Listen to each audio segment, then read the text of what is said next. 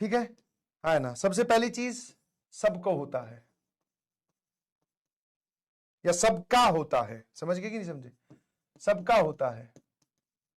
इसका नेचर सबका अलग अलग हो सकता है, जैसे किसी का लेक्चर का बैकलॉग हो, किसी का डीपीपी का बैकलॉग हो, किसी का प्रैक्टिस का बैकलॉग हो, किसी का पीवाईक्यूज का बैकलॉग हो, किसी का रिवीजन का बैकलॉग हो। तो बेसिकली जाने अनजाने में सबका बैकलॉग एग्जिस्ट करता है। कोई भी इस पर, अब टेस्ट वाली बात अगली क्लास में करेंगे, अगली जब होगा टीटीएस, ठीक है। आज इस पे देख लीजिए प्लीज। तो सबसे इंपॉर्टेंट बात है कि आप इस चीज को ऐसे मत समझो कि वो भाई मेरा बैकलॉग हो गया तो मैं पता नहीं कितना ही बड़ा क्राइम करे बैठा हूं। ऑल्दो गलत बात है बैकलॉग होना, बट दैट डजंट मीन कि सिर्फ तेरा ही है बैकलॉग, सबका है बैकलॉग। नेचर अलग अलग हो सकता है। कुछ जिनका ज्यादा बैकलॉग है वो सब में ही लैग कर रहे होंगे।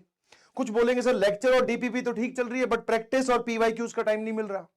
रिवीजन एक ऐसी चीज है जिसमें लगभग सभी का ही बैकलॉग होता है, रिवीजन हम टाइम पे कर ही नहीं पाते। तो पहले अपना नेचर पहचानिए प्लीज कि आपका कौन सा बैकलॉग है। जैसे कि ये वाला जो काम है ये बेसिक में आता है, ठीक है ना। मतलब कि सर हम बेसिक लेवल पे ही फेल कर रहे हैं, हमारा लेक्चर का ही बैकलॉग है, हमने लेक्चर्स ही नहीं देखे हैं। फिर उसके बाद में आप थोड़ा सा और आगे बढ़ोगे तो हमारा प्रैक्टिस का बैकलॉग है। सवाल तो हम लेक्चर वाले तो कर लेते हैं, लेक्चर भी हमारे कंप्लीट है। नोट्स, जैसे नोट्स का भी इसमें आ जाता है, नोट्स का भी बैकलॉग होता है। कुछ लोगों का नोट्स भी कंप्लीट नहीं है। समझ पा रहे हो नहीं समझ पा रहे हो? तो जिनका सारा ही है तो वो सिर्फ लेक्चर्स पे फोकस कीजिए प्लीज। आप सिर्फ और सिर्फ लेक्चर्स को फोकस करो अभी, जिनका ये सारा पार्ट है। किसी का हो सकता है सर मेरा सिर्फ पीवाईक्यूज बचते हैं, मेरे नोट्स और लेक्चर डीपीपी कंप्लीट है। कुछ लोग बोलेंगे सर मेरा लेक्चर और नोट्स कंप्लीट है, डीपीपी बचती है। तो आप अपना अपना बैकलॉग का नेचर पहचानिए। समझ पा रहे हो कि नहीं समझ पा रहे हो? दूसरा, ये बैकलॉग हुआ किस वजह से था? अगर मैं आपसे रीजन पूछूं तो एक मोटा मोटा जो रीजन निकल के आएगा, चाहे वो हेल्थ रीजन हो, चाहे वो घर पे कोई फंक्शन का रीजन हो, या वो आपके मन का रीजन हो कि सर हमारा मन ही नहीं किया। I can completely agree with you, understand your situation very well. मैं आपकी सिचुएशन बहुत अच्छे से समझता हूं कि हम इंसान है सर, ये जो मोनोटोनस जिंदगी हम जी रहे हैं कि सुबह 8:45 बजे जो है 8:45 पे या 8:45 बजे हमारी केमिस्ट्री की क्लास, फिर 15 मिनट का ब्रेक, फिर फिजिक्स की क्लास, फिर आधे घंटे का ब्रेक, फिर मैथ्स की क्लास, चला जा रहा है चला जा रहा है चला जा रहा है। सर अंदर से हमारा भी मन थक जाता है। दैट इज 100% नेचुरल फिनोमिना, तुम्हारी कोई गलती नहीं है। अलग अलग टाइम पे सबके साथ ये होता है। मैं भी आपकी जगह बैठा होता, चाहे अंदर या सामने पढ़ाने वाला मास्टर कितना ही इंटरेस्टिंग, कितना ही चार्मिंग, कितना ही एनर्जी वाला क्यों ना हो, बट इस चीज में जी के तो मैं भी एक दिन थक जाता। तो हो सकता है कि आपका मन ना किया हो, आप थक गए हो, ठीक है। तो रीजन पहचानिए प्लीज, ठीक है। अब रीजन जब आप निकल के आओगे तो हमने पढ़ाई का जो टाइम था, स्टडी टाइम, वो कहीं और इन्वेस्ट कर दिया। अब वो कहीं पर भी हो सकता है, आप नहीं पढ़े, समझे कि नहीं समझे? आप नहीं पढ़े मतलब आपने उस टाइम पे कुछ और किया होगा, रील देखी, सो गए, जो भी, घूमने गए, दोस्तों के साथ मस्ती करी, गेम खेलने चले गए, जो भी, ठीक है, एवरीथिंग इज। तो जब रीजन ही ये है कि हमने पढ़ाई वाला टाइम कहीं और इन्वेस्ट कर दिया है, तो अब इस चीज को वापस बोलते ना ठीक करना हो कि ये हुआ, ये बीमारी किस वजह से हुई कि हमने पढ़ाई वाला टाइम कहीं और दिया। तो ये ठीक कैसे होगा? सर कहीं और वाला टाइम आप पढ़ाई को देना स्टार्ट कर दो। यस, है ना, कहीं और वाला टाइम जो है पढ़ाई को देना स्टार्ट कर दो, ठीक है। यस, जैसे थोड़ा थोड़ा टाइम आप एक्स्ट्रा निकालना स्टार्ट कीजिए। अपने आप को एक डेडिकेटेड टाइम स्लॉट में, या इसके लिए एक डेडिकेटेड टाइम स्लॉट निकालो बैकलॉग कंप्लीशन के लिए।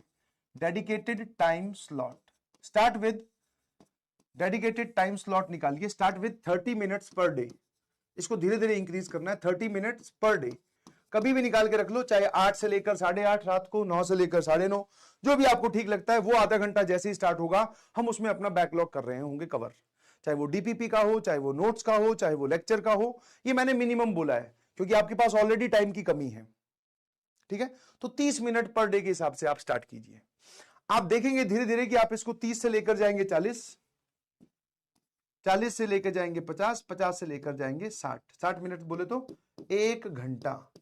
तो आप एक दिन में 1 घंटा अपने बैकलॉग्स को देना स्टार्ट कर दोगे, तो देखोगे कि ये धीरे धीरे जो बैकलॉग है हमारा इकट्ठा होना स्टार्ट हुआ। एक दिन में 30 मिनट पढ़ाई करने से आपका बैकलॉग क्लियर नहीं होगा, बट हाँ ये काम आप रिपीटेडली करते जाओगे एक हफ्ते के लिए, तो आप देखोगे कि सर एक चैप्टर के हमारे नोट्स तो कंप्लीट हो गए। या एक चैप्टर की सर मेरी जो डीपीवी बची हुई थी वो तो कंप्लीट होगी सर, चलो। तो वो जो चलो वाली सिचुएशन है कि हाँ कुछ कंप्लीट हुआ, किसी चीज पे हमने टिक लगाया, दिस टास्क इज डन, उससे कॉन्फिडेंस आता है। वही कॉन्फिडेंस हमें आगे मूव करने पर मदद करता है। समझ पा रहे हो, है ना? दूसरा एक इंपॉर्टेंट चीज दैट इज बैकलॉग को कवर करते वक्त पैरेलल या फिर लाइव लेक्चर्स छोड़ना, ये बहुत ही गलत बात है। इसको आप स्किप मत करना, समझ में आया? इसीलिए मैंने पर डे 30 मिनट निकालने के लिए बोला है।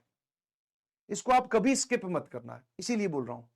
ऐसा नहीं है कि मान लो सर मैं शुरू से शुरू कर लूंगा, नहीं भाई, शुरू से शुरू करना ही नहीं है। सर एक 3.0 बैच आ रहा है, 4.0 बैच आ रहा है, उसमें शिफ्ट हो जाऊंगा। उसमें तो शिफ्ट तब हो जब तूने आज से लेकर अब तक कोई भी लेक्चर नहीं देखा हो। एक डिसेंट अमाउंट ऑफ बैकलॉग है तेरा, मतलब 8-10 लेक्चर, या मतलब एक 8-10 लेक्चर, या मतलब एक पूरा चैप्टर के लेक्चर गायब है, एक पूरे चैप्टर के नोट्स गायब हैं, 2-3 चैप्टर की प्रैक्टिस गायब है, तो आप इसी बैच में बने रह सकते हैं। क्योंकि बैकलॉग तो कहीं भी जाओगे, जैसे मैंने क्या लिखा सबसे इंपॉर्टेंट लाइन, सबका ही होता है। तो उस बैच में जाएगा, उस बैच में होगा नहीं, है ना? समझ गए? और लाइव लेक्चर स्किप मत करना, मतलब जो पैरेलल में चल रहा है वो तो आपको कवर करना ही करना है। इसके अलावा एक्स्ट्रा आपको 30 मिनट्स, फिर 40 मिनट्स, फिर 50, फिर 60, ये चलने दो 3 दिन तक, फिर ये चलने दो 3 दिन तक, फिर ये चलने दो 3 दिन तक। उसके बाद में आगे वाले सभी दिन जब तक बैकलॉग कंप्लीट ना हो, 1-1 घंटा निकालिए प्लीज। अब हो सकता है सर वो टाइम कहां से लाएं, कुछ अपनी नींद से लाओ। 6 घंटे सो रहे हो तो 5.5 घंटे सो, ठीक है? ये निकालिए please, start acting on it, ठीक है? धीरे धीरे धीरे धीरे आप देखेंगे कि ये खत्म होना स्टार्ट हो जाएगा। और ये खत्म तभी होता है जब आप इस पे काम करना स्टार्ट करते हो। सिर्फ इसके बारे में स्ट्रेटेजी, ज्ञान, मोटिवेशन लेते रहोगे तो ये और बढ़ता रहेगा। क्यों सर, ये और कैसे बढ़ेगा? क्योंकि बैकलॉग एक ऐसी चीज है जो रखे रखो ना तो वो बढ़ता जाता है। क्योंकि सर बैकलॉग है क्या, बेसिकली हमने किसी काम को रखे रखा है, वही बैकलॉग है। तो वो रखे रखे पहले इतना था, इतना इतना इतना इतना, स्टार्ट वर्किंग ऑन इट। ये धीरे धीरे धीरे धीरे धीरे धीरे धीरे धीरे टाइम लेगा, बट कम हो जाएगा टाइम के साथ साथ, ठीक है? क्या मेरी बात समझ में आती है?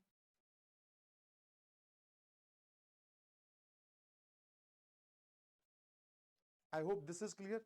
कोई भी बात परेशान कर नहीं रही होगी, और कर रही है तो आपको शायद यहां से कुछ ना कुछ थोड़ा बहुत एक आइडिया मिला होगा कि सर अच्छा ऐसे बैकलॉग कंप्लीट करना है।